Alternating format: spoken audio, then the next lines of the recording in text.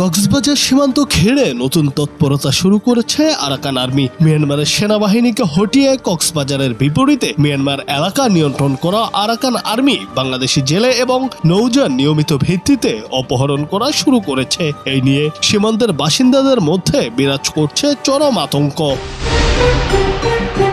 Arakan army অপহরণ করা ব্যক্তিদের কাছ থেকে বাংলাদেশের নিরাপত্তা সংক্রান্ত স্পর্শকাতর তথ্য চাচ্ছে বলেও অভিযোগ উঠে এসেছে বিভিন্ন গণমাধ্যমে। বঙ্গোপসাগরে মাছ শিকারের সময় বুধবার কক্সবাজারের টেকনাফের 6টি মাছ ধরার ট্রলা সহ অন্তত 56 জেলেকে ধরে নিয়ে যায় সশস্ত্র গোষ্ঠী। অস্ত্রের মুখে আরাকান আর্মি তাদের ধরে নেওয়ার কথা জানায় স্থানীয়রা। সেন্ট মার্টিনের দক্ষিণে 10 থেকে 15 কিলোমিটার দূরে বঙ্গোপসাগর থেকে শাহপুরী দ্বীপ, দক্ষিণ পাড়া ও মিষ্টি পাড়ার এসব ট্রলারগুলোকে অস্ত্রের মুখে জিম্মি করে মিয়ানমারের সশস্ত্র গোষ্ঠী। বাংলাদেশ থেকে ধরে নিয়ে যাওয়া জেলেদের বিনিময়ে মুক্তিপণ আদায় ছিল আরাকান আর্মির উদ্দেশ্য।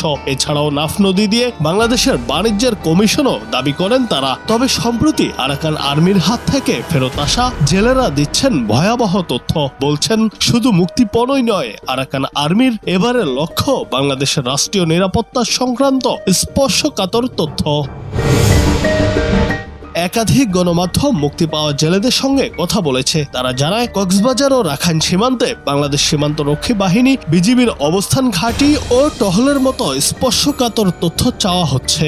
আটকে রেখে করা হয় নির্যাতনও। এমনকি বারবার জিম্মি জেলেদের আটক রাখার সময়টাতেও একই ধরনের তথ্যই জানতে চায় আরাকান আর্মি।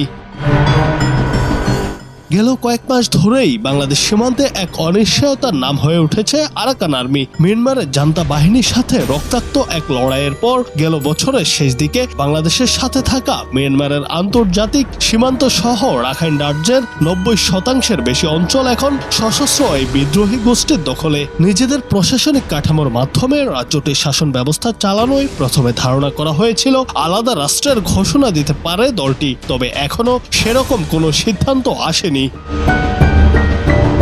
মিয়ানমারের সীমান্ত রক্ষী বাহিনী সরে যাওয়ার পর বাংলাদেশ সীমান্ত ঘিরে ভয়াবহ তৎপরতা শুরু করেছে সশস্ত্র গোষ্ঠীটি। টেকনাফ থেকে কয়েকদিন পরই ধরে নিয়ে যাচ্ছে জেলেদের, জিম্মি করা হচ্ছে মাছ ধরার ট্রলা সহ বাণিজ্যিক জাহাজও। আর আরাকান আর্মির এমন সব কার্যকলাপ নিয়ে বাংলাদেশ সীমান্তে দিন দিন আতঙ্ক বাড়ছে। জুনায়েদ আহমেদ, বাংলা টিভি।